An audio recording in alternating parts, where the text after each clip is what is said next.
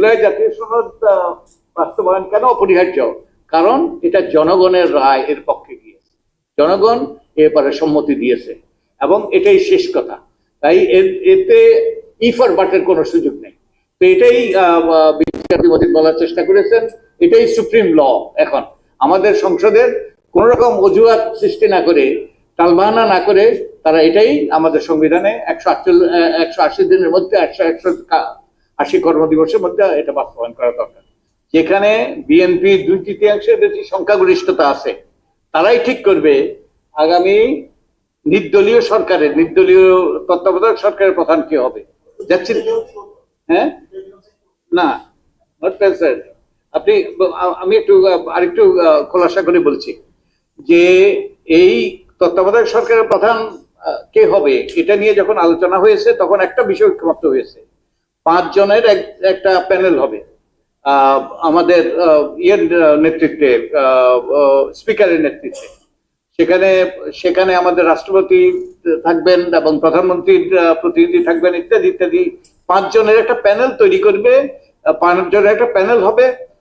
Speaker থাকবেন বিরোধী দলের থেকে, বিরোধী দলের স্পিকার থাকবেন, তারপরে তৃতীয় বৃহত্তম দলের স্পিকার থাকবেন। এই 5 জনের প্যানেল হয় সর্বসম্মতভাবে সিদ্ধান্ত নেবে কে তত্ত্বাবধায়ক সরকারের প্রধান হবে। তারা যদি সর্বসম্মতভাবে একমত হতে না পারেন, তাহলে ওই যে 4 জন, এই 5 জনের মধ্যে 4 জনের ভোটে সিদ্ধান্ত হবে কে হবে। এটা যদি না হয় তাহলে কি হবে? তাহলে প্রস্তাব এসছে যে র্যাঙ্ক চয়েসের মাধ্যমে যে সকল নামগুলো এসছে সেইগুলো র্যাঙ্ক চয়েসের মাধ্যমে নির্ধারিত, তার থেকে একজনকে নির্ধারণ করা হবে। এবং র্যাঙ্ক চয়েসের ক্ষেত্রে যে এই 5 জনের যে ইয়ে ছিল বাছাই কমিটি, আরো 2 জন যুক্ত করা হবে বিচার বিভাগের প্রতিনিধি হিসাবে।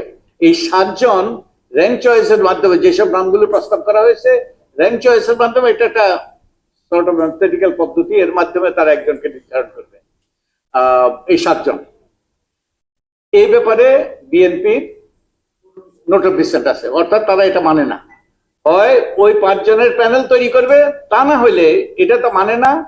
তাদের প্রস্তাব হলো যে তখন এটা সংসদ নির্ধারণ করবে, সংসদ নির্ধারণ করবে তো কে তত্ত্বাবধায়ক সরকারের প্রধান হবে।